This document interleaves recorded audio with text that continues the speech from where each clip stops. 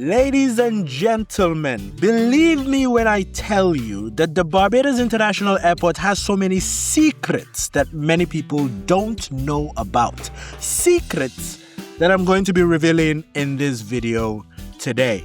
So buckle up, put on your seatbelts, fasten your seatbelts, because some of them are going to be ordinary, while some of them I guarantee you have never heard of.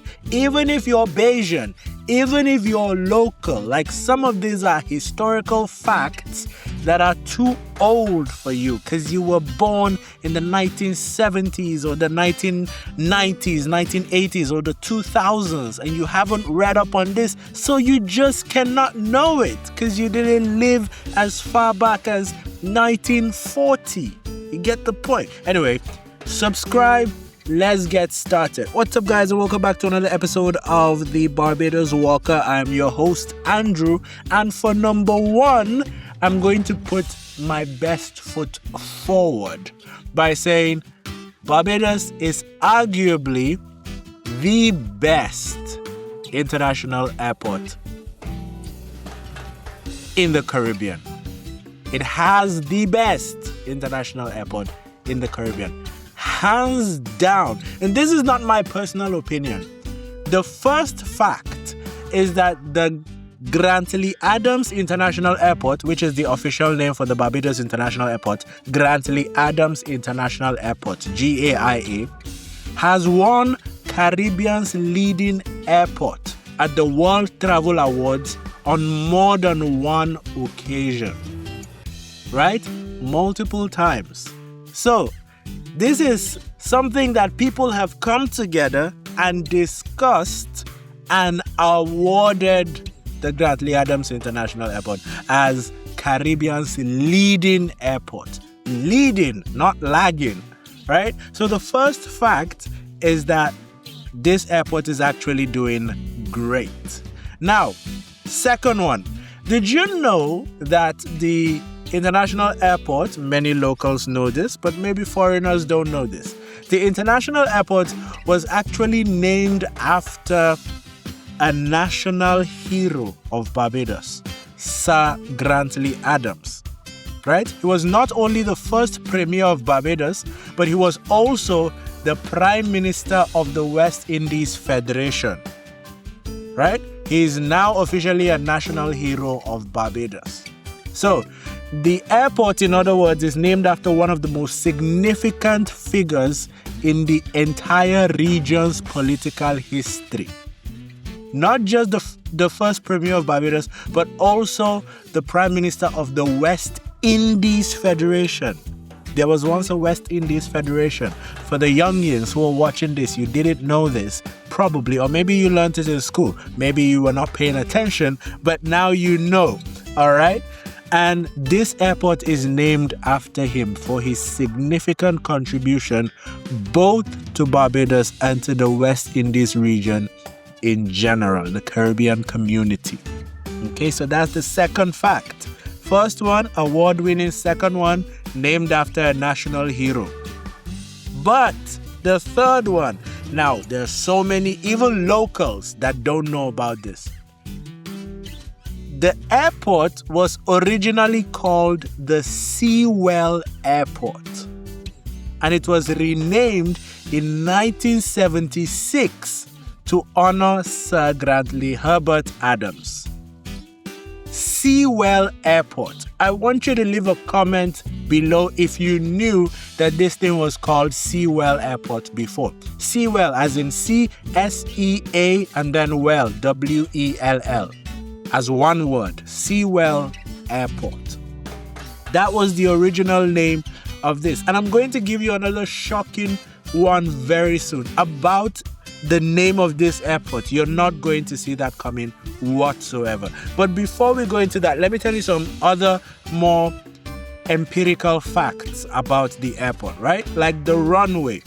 The runway of Barbados, the Grantley Adams International Airport, is 11,000 feet long. It is one of the longest runways in the Eastern Caribbean.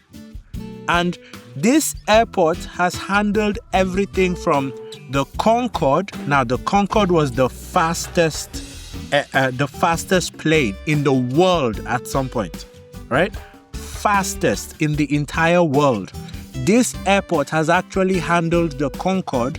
It has also handled heavy lift US C-5A and the Russian AN-124 cargo aircrafts. These are huge, big, heavy aircrafts that require a long runway to take off and land. Barbados, the Grantley Adams International Airport, has handled them at some point in its history. So this is very, very, very impressive, at least to me. If you don't know what these aircrafts are and you don't know why it's so impressive, go and Google them. Let me give you some stats about the Concorde. Now, to get from here in modern day, to fly from here to the United Kingdom takes about 10 hours, 8 to 10 hours, I think. Yeah, about that. But in the Concorde, it used to take about 4 hours, like half that time. That's how fast it was. Very fast. If you Google the heavy lift US C-5A, you'll see what kind of aircraft it is. The Russian AN-124 cargo aircraft. AN-124.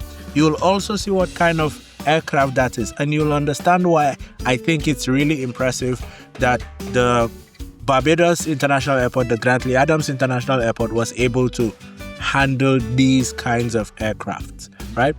Okay, next one. It doesn't have any jet bridges.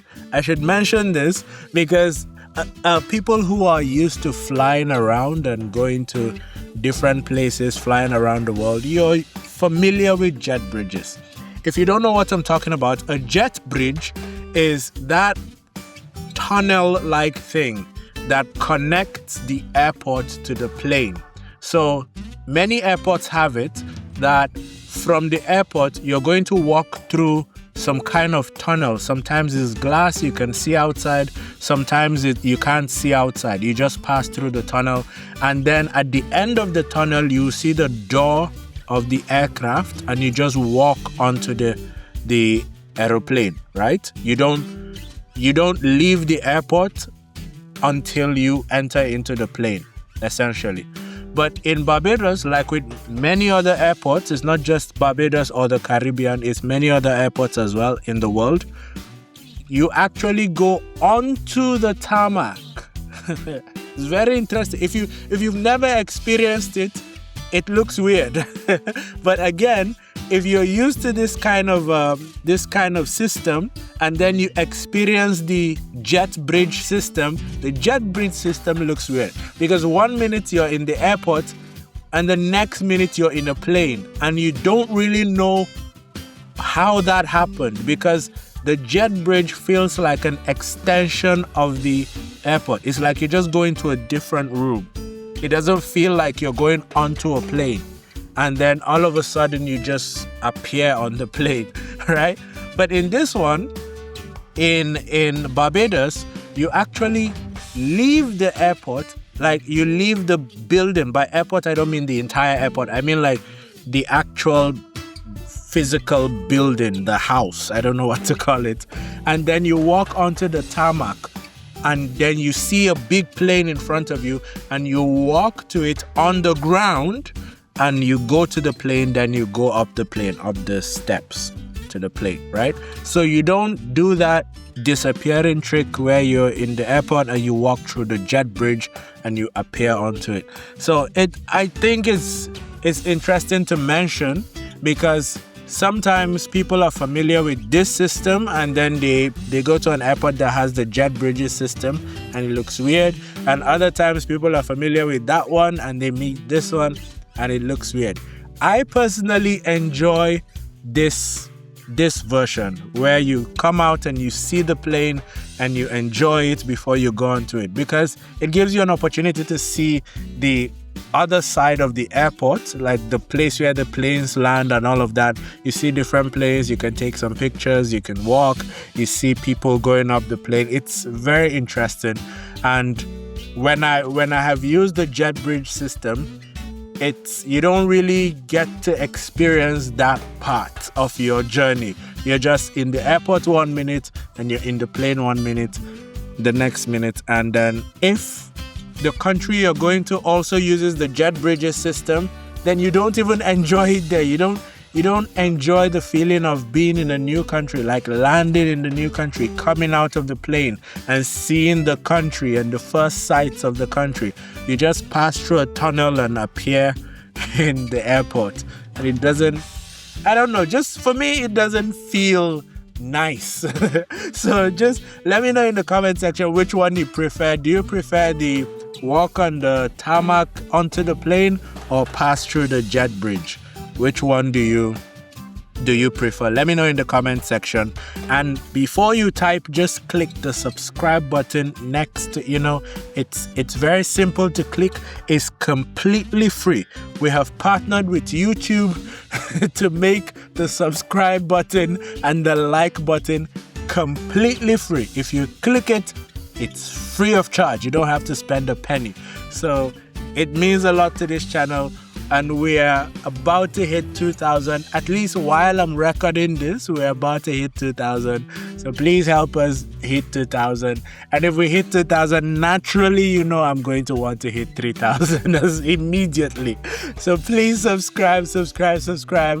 Let me tell you a secret. The ultimate goal is to hit 10,000 before the end of this year. And we're already in April. So we're not doing so well right now because I think we're supposed to be a little bit ahead. Maybe around 3,000 or 4,000 by now. But it's okay. Let's keep going. Subscribe. All right. So the next one. Now, this place is one of a small handful of airports in the world where the British Airways Concorde made regular scheduled flights, which include repairs as well. The London to Barbados flight time, like I already mentioned, was under 4 hours. The first Concorde visit was in 1977 for Queen Elizabeth II's Silver Jubilee.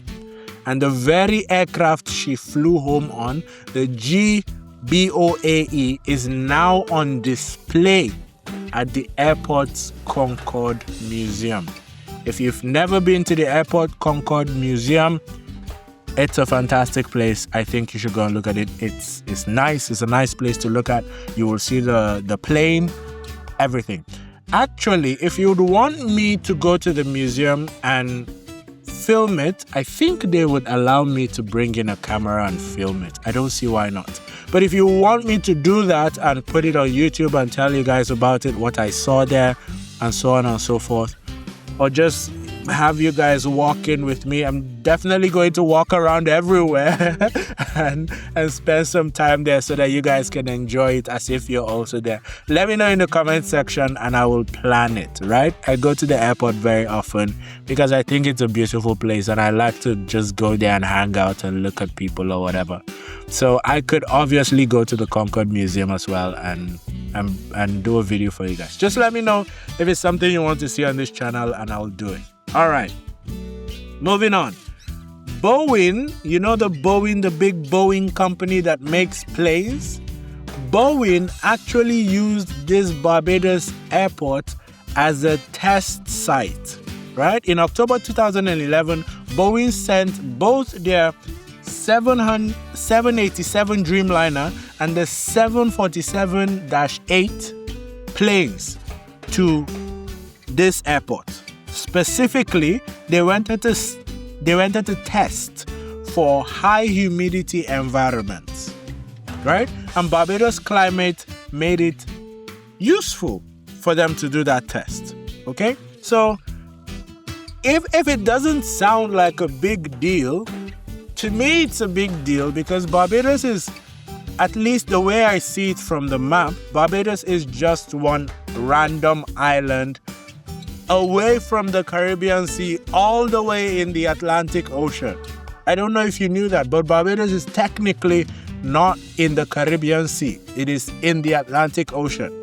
And all the way there, you have a company in the United States that passed a lot of islands between the US and Barbados, passed all of them, ignored all of them, and came to the Barbados International Airport because it liked what it saw. It liked the environment, it liked the facilities, it liked the runway, it liked what it saw, essentially. And I think that goes to show you how not just aesthetically pleasing the airport is, but it's also functional. It's very, very top quality. I don't know if you can call an airport top quality airport, but you get the point I'm making. And that is why I decided to put this as one of the facts here. Now, I told you that I would tell you something about the name that you definitely didn't know. And if you knew this before watching this video, comment below. I would love to know how exactly you knew this fact that I'm about to tell you. Because very little people, if not nobody I know, should know this one. Because I don't know how you would have known it if not by research. Anyway, Barbados International Airport, the Grantley Adams International Airport, actually has a third name that people don't know about. So we know the Grantley Adams International Airport. We know that it was also called the Sewell Airport, but there was a time that the name was briefly changed. It was known as the Paragon Airport. Paragon. Paragon. Paragon Airport. And this was during the 1960s, when it also served as an important US Air Force base. And it had its runway extended during that time. So, temporarily, the name was changed to Paragon Airport during the 1960s. Isn't that just beautiful? You can use this as a fun fact to win a lot of debates, to let people know that you are so much more knowledgeable than they are about the Barbados International Airport. I don't know what you're going to do with this information, but many people don't know it, so I decided to put it here. Yeah, because I found out too during my research. Anyway, next one. So this is the 9th fun fact. How many have we gone through? We've gone through 8. What are they? Award-winning. It has won Caribbean's leading airport more than once. It was named after a national hero. It also had a previous name before that, which was Sewell Airport. Now we know it had a third name as well, which was the Paragon Airport. We know the length of the runway and why it's significant, because it's able to accommodate some very incredible aircrafts. We also know that it has no jet bridges, right? You walk across the tarmac and you go towards the plane. It's normal in the Caribbean. It's normal in other countries across the world, many other countries across the world, right? We also have the Concorde connection that I talked about, and there is a Concorde museum at the airport that you can go and see the very aircraft that Queen Elizabeth II flew for her Silver Jubilee. All right, GBOAE. I think that's how it's called. Then next one, it's been used as a test site for Boeing aircrafts to test it in high humidity environments. Okay, so number 9, the first recorded flight in Barbados was in 1929. But here's the interesting part about this flight. It did not land where the current airport is. The first place that the plane landed was somewhere else. The place is now the Rockley Golf Course, right? The Rockley Golf Course, what it is now, was the first place that the first recorded flight in Barbados in 1929 landed. Then, the current airport site, which is where Grantley Adams International Airport, that got its first aircraft almost 10 years later, in 1938. That's about 10 years later, yes. And then that was when the KLM mail plane from Trinidad landed that was on a grassy strip.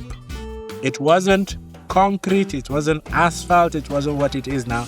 It was grass in that time.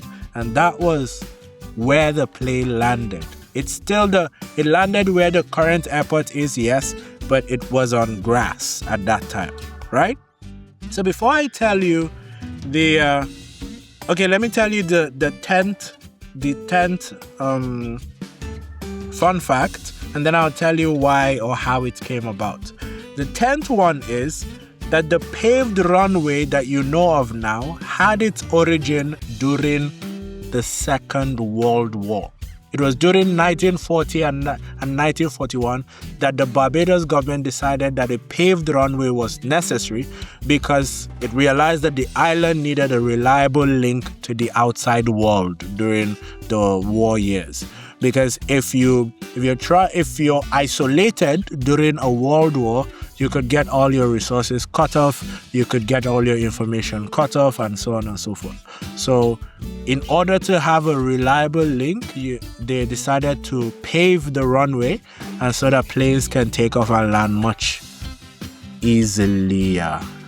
more easily.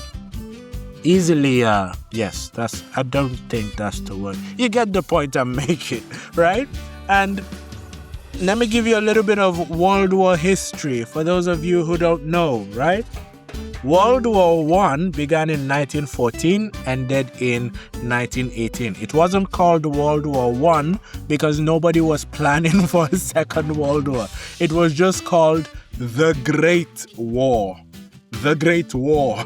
And then when the Second Great War happened, then they realized, okay, this war is as great as the first one, or probably even bigger. And so it wasn't called the Great War II, it was just called World War II, which made the first one get renamed to World War I, right? And this is an interesting fact about this that many people don't know. World War II, which was between 1939 to 1945, was between the Axis powers, which is Germany, Italy, and Japan, and they were fighting against the Allied powers, which was the United Kingdom, USSR, USA, and China. USSR broke off eventually, and the largest chunk of USSR is now Russia, right? So essentially, the Germany, Italy, and Japan were facing off against UK, Russia, USA, and China fighting as one team.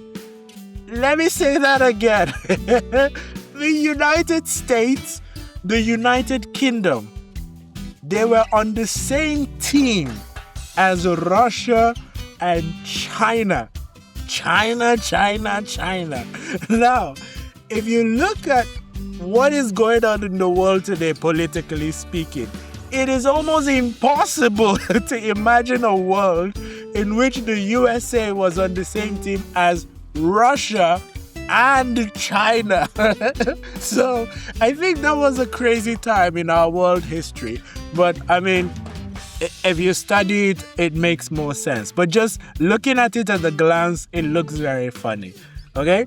Anyway, so because the World War was 1939 to 1945, in 1940 and 1941, which was 1 year and 2 years after the World War started, Barbados made the decision to pave the runway, which was fast thinking, in my opinion, right? I mean, when the war first starts, it's like, okay, some countries they're not talking to each other, and now they have started shooting each other and bombing each other. Okay, let's see how long it lasts.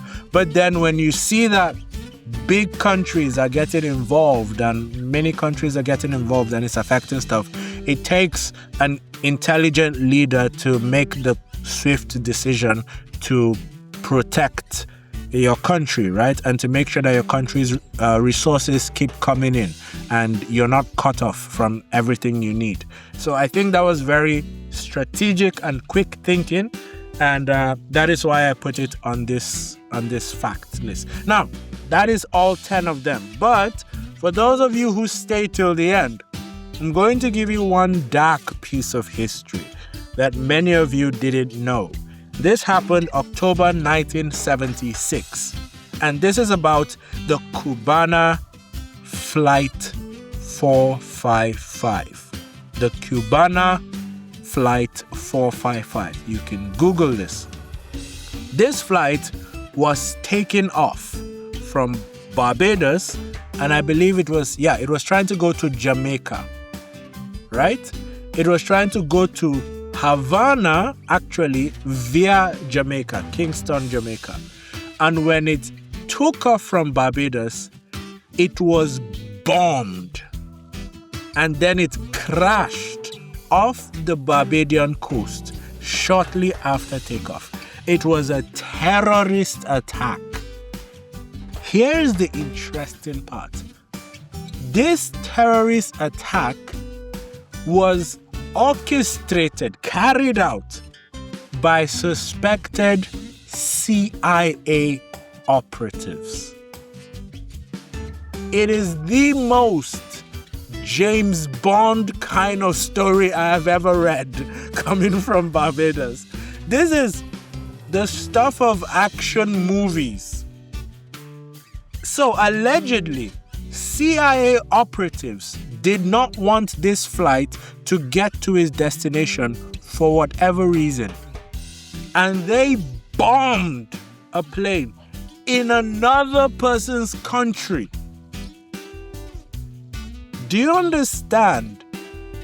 That is crazy. I mean, everything is allegedly, right? Because when it comes to the CIA, I don't know how you're going to prove it was them. I don't know, right?